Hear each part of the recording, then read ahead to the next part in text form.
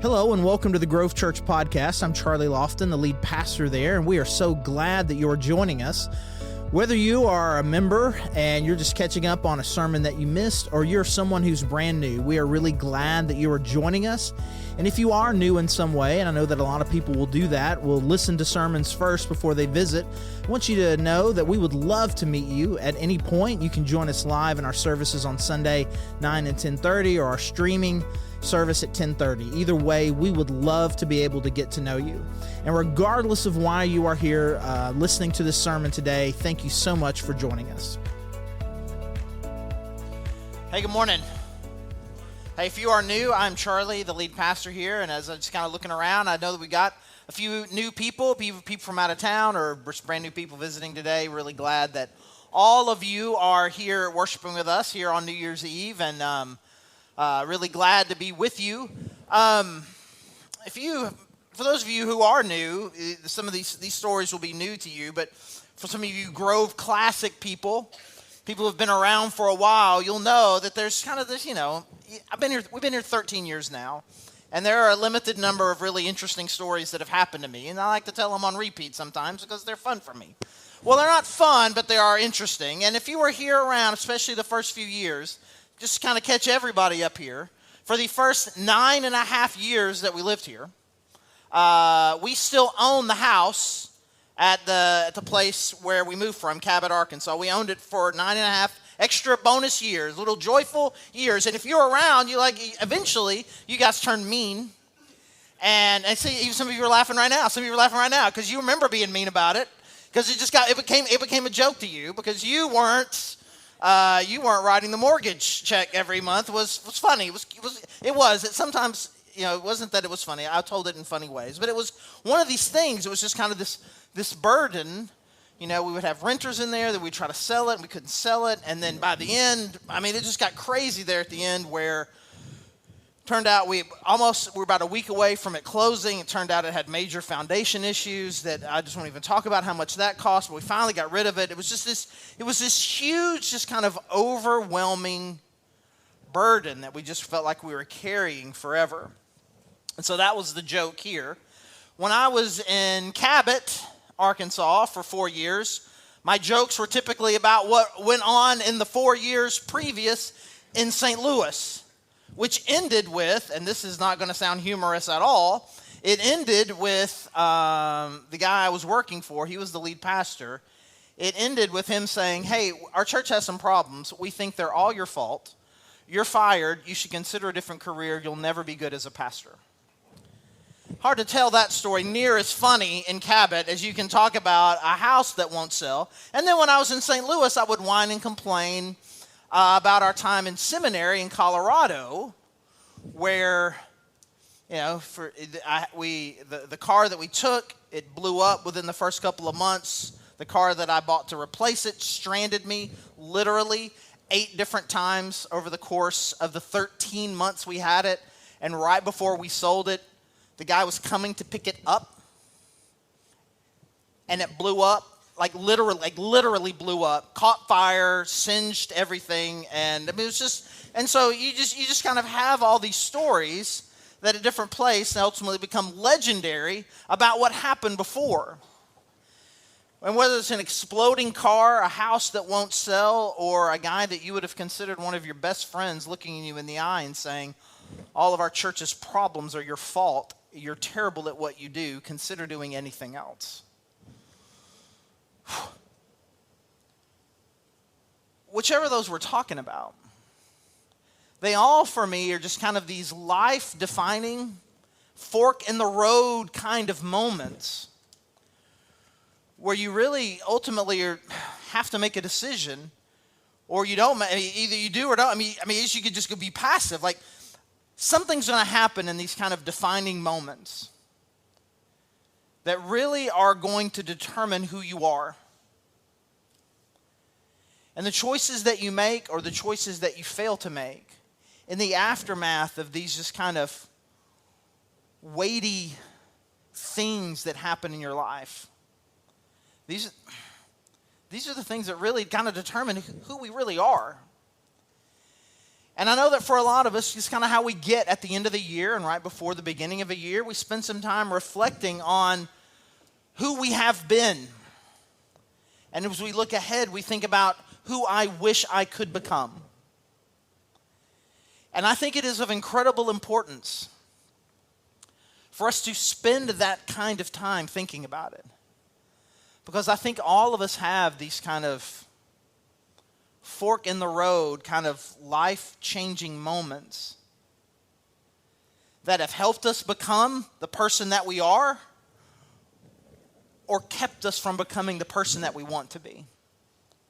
And so we're going to look today at a parable that Jesus told about kind of what really needs to be true about us in order for the life, the life that God wants to implant inside of us, the life that God wants us to live, the peace, the joy, the love, the connectedness, the forgiveness, the healing, all of these things, no matter how we describe them, no matter what words we use, this capital L life that God is calling us to, what are the qualities that we need to have, and what are the things that we're going to need to be able to overcome if we are going to become that person next year that we wish that we could?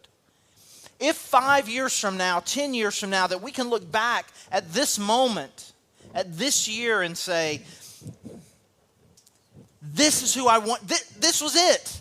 This is who I want to be. What is it going to take for us to get there? And so actually, as we read this parable, it's actually a pretty simple parable, and it's not near as deep, at least on the surface, as I'm sitting here making it out to be. It is in Matthew chapter 13, and it is called the parable of the sower. That same day, Jesus went out of the house and sat by the lake. Such large crowds gathered around him that he got into a boat and sat in it, while all the people stood on the shore. Then he told them many things in parables, saying, a farmer went out to sow his seed. As he was scattering the seed, some fell along the path, and the birds came and ate it up. Some fell on rocky places where it did not have much soil. It sprang up quickly because the soil was shallow. But when the sun came up, the plants were scorched, and they withered because they had no root. Other seed fell among thorns, which grew up and choked the plants. Still other seed fell on good soil, where it produced a crop 100, 60, or 30 times what was sown. Whoever has ears, let them hear. Now, depending on how churchy you are and how you grew up going to church and how many Bible stories you've heard and how often you've heard this may be a familiar parable to you. It's kind of, hey, I know this parable. I've heard this before, and you have some understanding of what he's talking about. But just imagine, if you will, that you have no history with this at all. You're there with Jesus for the very first time. And Jesus is like, I got something I want to tell you guys. There's this farmer, and he had a bunch of seed, and he threw it out, and some landed in this bad place, some landed in this bad place, some landed in this bad place, and some landed in a good place, and he had a lot of crops. And like immediately after this, the most normal reaction you can imagine is exactly what happens with the disciples. Like the people leave and like, bro, what? Like what? And like, why do you talk like this? No one knows what you're saying. Which is a very, like kudos to them for having the courage to look Jesus in the eye and be like, bro, what? But the interesting thing, like there's one part about this that I think is particularly just kind of on its face, kind of wild. And if there are any farmers in the room or people who have any farming ability, like you probably catch it immediately. Because the story starts with a farmer is out there, he's sowing his seed, and is just throwing it everywhere. Right? He's just discreet. Why is the farmer throwing the seed on the path at all? Bro, it's your seed. Like why are you throwing it where the thorns are? Just you've got some land that is perfectly tilled. Why not throw it out there? And I've discovered farmers can be a particular bunch. I learned this very early. So I was about 30. I'm actually probably closer to 33, 34 years ago when I described my father-in-law as a farmer. And he lives on what I thought was a farm. It looked like a farm. It was out in the middle of nowhere. It was a lot of acreage, lots of grass, called it a farm. Guess what? It's not a farm. You know what it is? It's a ranch. You know why it's a ranch? We have animals, not crops. And then I was like, it was very uncomfortable what he said to me. And I really felt put in my place. And I wasn't really sure what was going on there until I just kept hearing over the years everyone else referring to it as a farm, including him.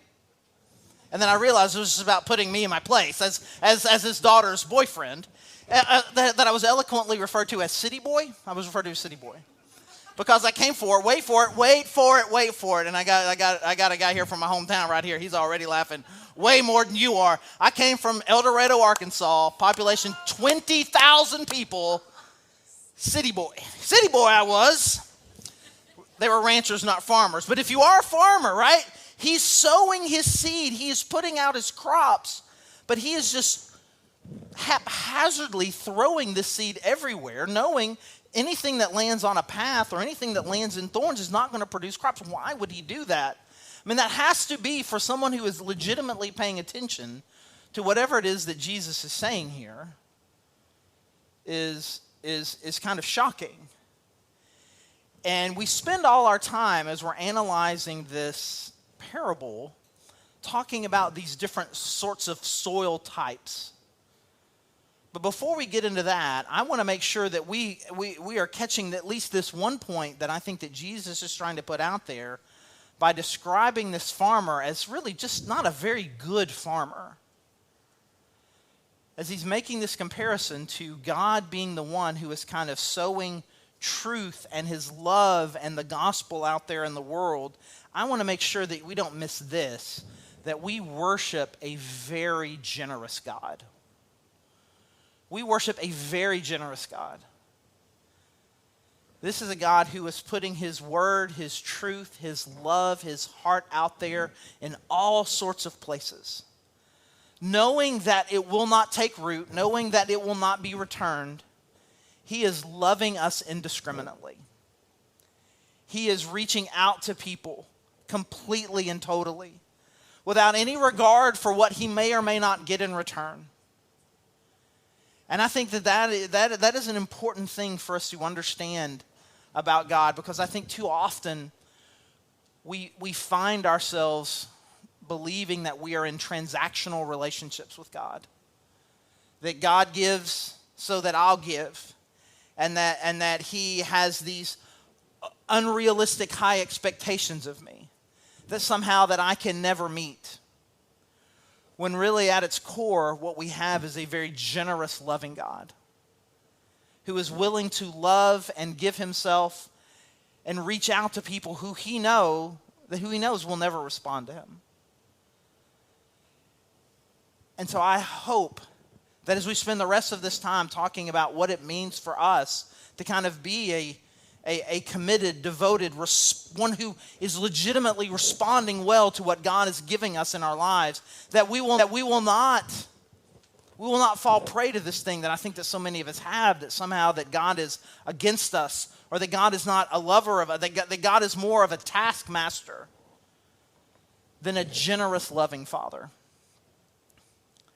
And so we have this thing. We have this generous God who is out there just taking his gospel, taking his love, his heart, his compassion, and throwing it out there in the world, hoping that people will respond. And we get this first group that lands on the path and immediately is taken away. People who hear and just reject God outright. And then we've got these two soils in the middle, one with rocky soil where it just doesn't really take root, and another one where thorns kind of attack it.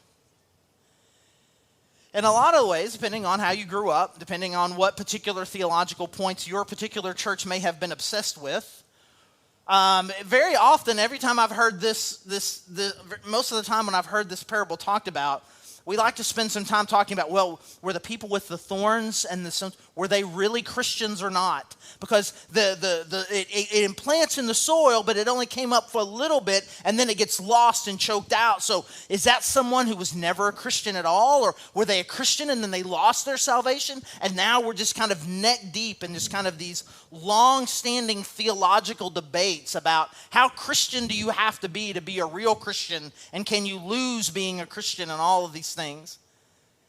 as if that is at all what Jesus had on his mind when he's talking about this. You know what I think will stir up some theological debates amongst Americans 2,000 years from now? I'm just going to throw this vague thing out there and just let them fight about it for generations. Seems unlikely. It seems unlikely that we're supposed to go, okay, well, the first one, they're definitely not Christians, and the last one, they definitely are, and we're supposed to go maybe and probably and no or whatever. When really what he's saying is bad, bad, bad, good. I don't know that it has to be deeper than that, except to really then think about, for us, we're clearly not path people. Unless this is your very first time in church, and you're hearing me talk and you're thinking, I got to get out of here right now. You have at least heard about God once or twice and are wanting to learn more.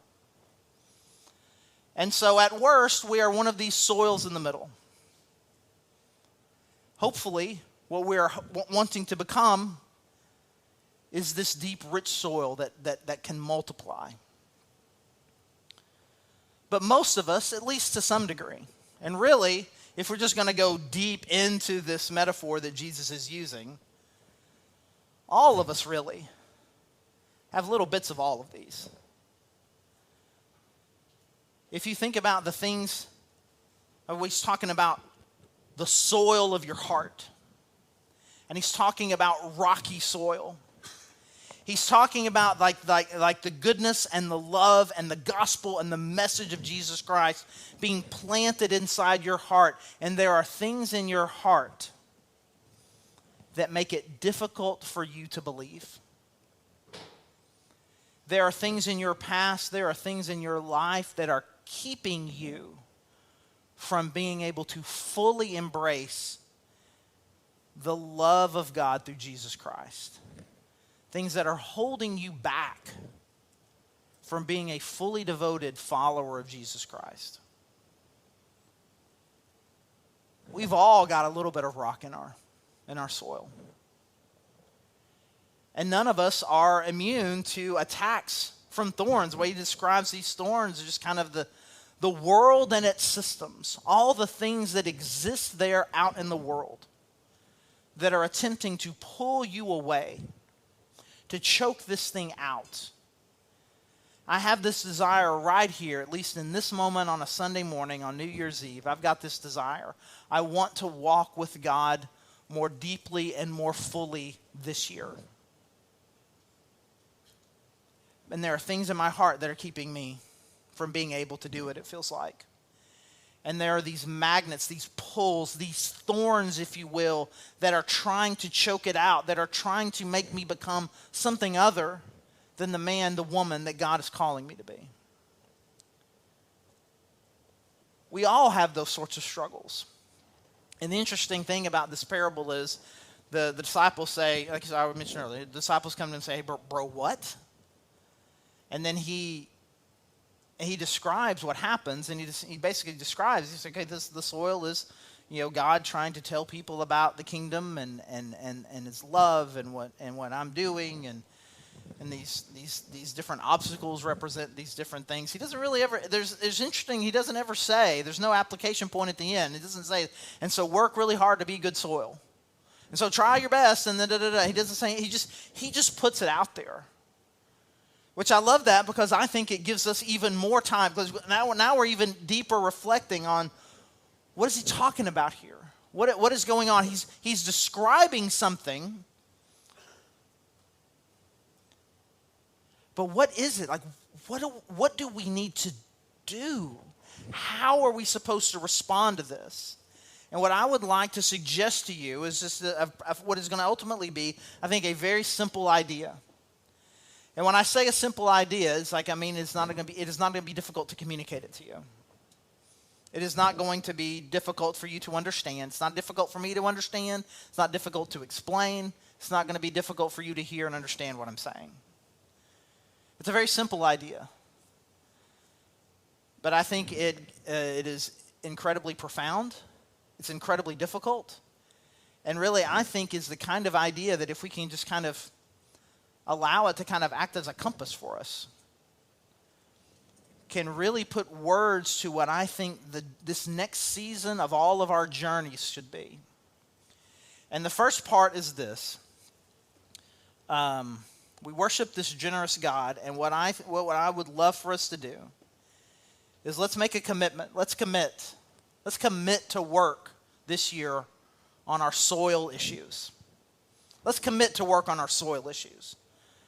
Now, what are you talking about here with these soil issues? I mean, again, the things that are going on inside of your heart, the things that are just kind of deep inside you,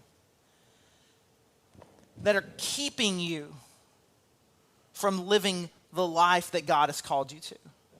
I mean, we can give a name to a lot of these things: bitterness, anxiety, fear, unforgiveness. All of these things that are just these huge weights that we carry around with us that are preventing us from really experiencing the things that the Bible says that we can experience if we are fully connected with God. Love, joy, peace, patience, kindness, goodness, faithfulness, gentleness, self-control. These fruit of the Spirit from Galatians 5. This is what God is offering us. And this is what we can have. But there are these things, there are the things that are keeping us from being joyful, from being patient, from being kind, from being gentle, from having self-control. There are things that are going on. And a lot of these things are very deeply rooted in our past. They're very deeply rooted in the things that have happened to us. I half joked about it as I was kind of going through my laundry list of old things that I used to complain about, or illustrations that I would use, stories that I would tell from my past. But let me tell you, when someone that you would have considered to be one of your absolute best friends in the world, as you are being a pastor for the very first time in your life, after 3.5 years of this, he looks you in the eye and says, "You are terrible at this. Quit. Do anything else." And in a moment in time, not only have you lost your best friend, not only have you been severely insulted, but when you pastor a church for 3.5, 4 years, they become like a family. So we're kicking you out of the family. We are no longer friends. You are terrible. Now you must leave. And then what he and the other guy who were on staff at the church, what they did is they started going alphabetically through the membership list to meet with every person in the church to tell them about what had happened so that they could tell them and justify what they had done to me.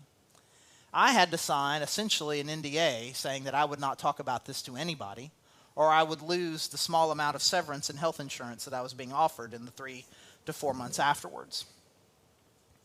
And I knew they were doing it alphabetically based on I'm a pattern recognizer. As I start to get these phone calls, I was getting a lot of phone calls in the first couple of weeks from people last name of A and B.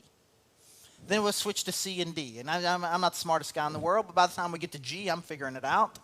We are working our way methodically through it, and I'm beginning to hear lies being told about me and great attacks on my character. And I'm overwhelmed. I'm overwhelmed by this. I don't know what to do, and a lot of bitterness is coming up in my heart. A lot of frustration, a lot of fear, a lot of confusion, a lot of things like maybe it's right. Maybe I need to be done. Maybe I need to be done. And I tried several times to reconcile with these guys, and it just wasn't working. And I found myself, as I moved from St. Louis to Cabot, I found myself this is really just kind of defensive, angry kind of person, just kind of waiting for the people that I was working with. When are you going to betray me next? And there came this moment, one more time after we had moved there. I tried to meet with them and talk to them, and it didn't work out. And I had to make a decision that I was going to let God do something miraculous in my heart that I was not able to do logistically. I was going to have to learn how to forgive him because I could not carry this thing around with me forever. And fast forward actually to 2010, we moved here in August, and now it has been a full 4.5, almost 5 years since this event happened. he randomly called me after we had been in Fayetteville for 2 weeks and begged for my forgiveness. But I had already made a decision years before that I was going to have to forgive him because I could not carry this thing around with me. And there are a lot of us, we're carrying a lot of things around with us.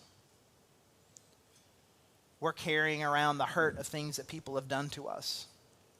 We're carrying around the shame of bad decisions that we have made in the past. We're carrying around a lot of these different things. And it is making our soil incredibly rocky. And what God wants us is to have incredibly healthy soil. And what I want to suggest to you is a partnership. Because again, while we're talking about theological debates, there's another one that Christians like to have about how do these things get resolved?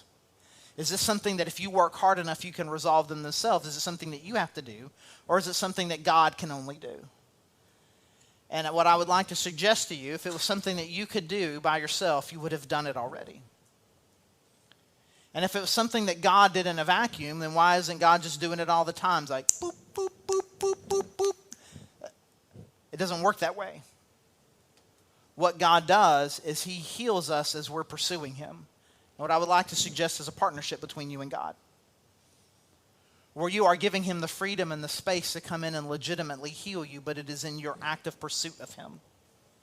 It is in your active pursuit of doing the things that you need to do to get mentally and emotionally healthy, while at the same time reaching out to a good God who is the only one who can heal. There are things that have to happen in our life that are not possible for us to do. We cannot raise the dead. We cannot make old things new. And these are the things that God is saying he'll do. He'll make old things new and bring dead things to life. Those are things that he does, but those are things that he does as we are pursuing him. So let us make a commitment this year to work on our soil issues so that we can resist the thorn issues. Because the things that are pulling us in all of these different directions, these thorns that are choking out the life of us, the things that are in this world, we're better able to battle them if we're working on the things that are deep in our heart. I mean, the world's out to get us. The world is pulling people not towards deep faith and love and compassion with God. The world is out there trying to get us to fight. The world is out there trying to get us to hate. The world is out there trying to get us obsessed with money. The world is out there trying to get us obsessed with sex. And if our heart's not right, if our soil issue is still rocky, then when those battles come, we're not ready for them. There's a thing that happens. And I don't know if I've joked about this before. When a pastor makes the newspaper, it's never a good thing. Right? Local pastor, and it's on the headline. Like, it's not like local pastor loves people well. Local pastor gave good sermon on Sunday. Local pastor showed friendship. Like, it's never that, right? And anytime this happens, it's around two things. Always, always, always, always. Sex and money. Always, always, always. All right? It's always that. And my staff will tell you that anytime that this happens, a pastor hits the headline, the next two staff meetings are going to be difficult for them. Because I'm going to be on one. Because it upsets me. It upsets me so much. And I spend some time, the first one mostly just ranting in general. And then the second one just kind of talking about how can we do better? What were the things, what do you think the blind spots were that kept this person with a legit passion to follow God and to serve God to end up taking $500,000 from their church? What do you think happened in this person's life that made him leave his wife of 25 years and run off with one of his daughter's friends? What happens? And what is happening is we're not doing the work. We're not allowing God to really come in and heal us and do the work that he needs to do in our hearts. Because when my heart is healthy and my eyes are on him and the thing that he's doing in my life, then I'm loving my wife very well. And when my heart is healthy, I'm content with what I have. And when my heart is healthy, the ups and downs with people and the hurts from my past, they don't have the hold on me that they used to. And so when all the temptations and all the things in this world that are pulling us one direction or another, when they come at me, when my heart is healthy, I can resist and continue to be on the path that God has me on. Because I don't want this. I don't want this for me. I don't want this for my family. I don't want this for any of you. I don't want us to wake up a year from now, 3 years from now, 5 years from now, 10 years from now, and be someone and be somewhere we never wanted to be and never wanted to go. And so that's why we're going to make this commitment. I'm going to make this commitment to work on the things that are going on in my heart, so that no matter what this world may throw at me, I'm going to remain committed and devoted to a pursuit of a relationship with God and the health and the life that comes from it. And so at its simplest, and really, again, most of these things, most of these kinds of talks, most of these kinds of sermons are incredibly simple. How do we do it? How do we do it? I just want to give you 2 very simple, easy pieces of advice.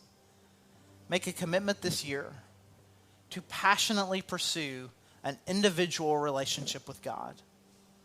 Through worship, through reading his word, through prayer, that I'm going to make a commitment to be devoted to God. And we're actually going to spend the next several weeks in January kind of talking about that very issue. About what does it look like for us to pursue a devoted relationship with God. And the second piece of advice I would say is to find some people. Find your people. More than buddies, more than just friends. People who, because they're in your life, they're helping you be better. They're helping you pursue God more. They're keeping you accountable. They're helping you work on your thorn issues, and are the kinds of people that come at the thorns in your life with weed eater and axes and whatever it takes to kind of hack and get rid of these things. Find those people. And I promise you this, those kinds of people are right here in this room. And if you need our help in helping you find them, if you've been here at our church for a while and have not found your people yet, I encourage to let us know. This is Mark's number one job, is helping our people find each other, to be these encouraging, mentor, partnering relationships to help us in our relationships with God. So let us pursue a relationship with God. Let us do it together so we can work on these things in our heart, these soil issues, so that we can battle the thorns that this world is throwing at us. Let me pray.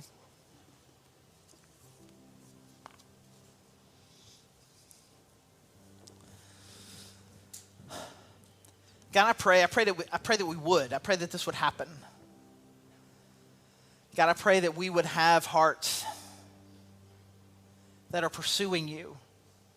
God, that we're trying to get healthy, that we're trying to heal, that we're trying to forgive, that we're trying to release anxiety and bitterness, all of these things. But God, we confess we cannot do that alone. We are in desperate need for your help.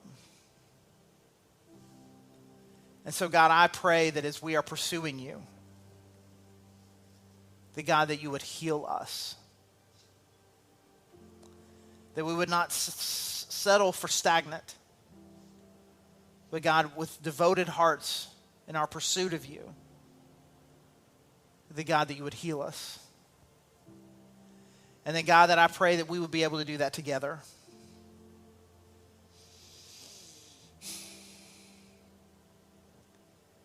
And then God, that no matter what this next year holds, whatever surprises and twists and turns, no matter what happens, that God, that we would stay connected to you. That we can continue to have life with you and your Son, Jesus Christ. And we are so thankful for him and the life that he lived and the death that he died for us, that we could be restored to you, and that makes all of this possible. And it is in his name that we pray. Amen.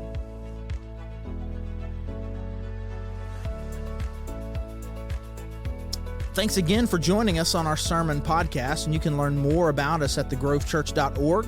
And if you go to thegrovechurch.org/connect, there's a form you could fill out. Just let us know that you've been listening.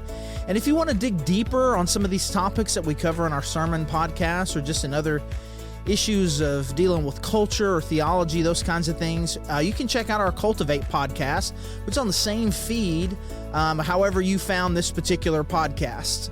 So again, this is Charlie, the lead pastor at The Grove, and thank you so much for joining us.